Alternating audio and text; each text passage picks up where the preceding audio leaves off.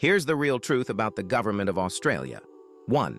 Australia is still legally a colony. It was never properly made independent. Australia's founding, the 1901 Constitution, was created under British authority, not Aboriginal authority, and not even full popular authority. The 1901 Constitution is literally titled An Act to Constitute the Commonwealth of Australia, passed by the British Parliament, not by Australian people independently. Australia never fully severed from the UK Crown.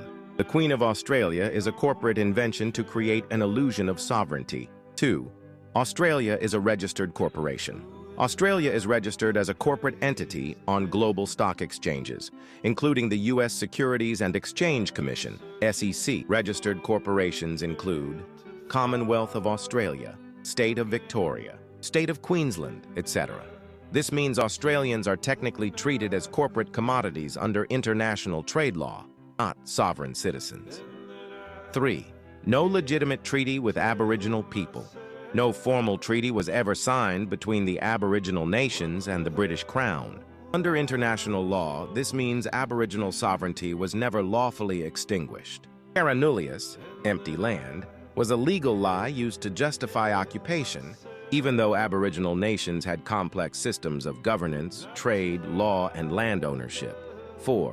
The 1973 Australia Act scam. The Australia Act 1986 is often called the law that made Australia fully independent. Problem: the 1973 Royal Styles and Titles Act illegally removed the Crown from Australian law without proper constitutional referendum. The Australia Act 1986 tried to clean this up, but it wasn't passed by a lawful process in all states and territories, meaning Australia today exists in legal limbo. It's not truly sovereign, nor properly authorized under international law. 5. Australian government oath of allegiance is to the Crown, not to the people. Politicians swear loyalty to the Crown of the United Kingdom, not to the people of Australia, meaning the true power structure remains colonial at its core, regardless of what flag is flown. They say Australia is an independent country. That's adorable. Australia was created by an act of British Parliament, registered as a corporation, and is still legally bound to the Crown, the so-called Constitution, not even written by the Aboriginal nations whose land it claims to govern. No treaty, no lawful consent, no real sovereignty.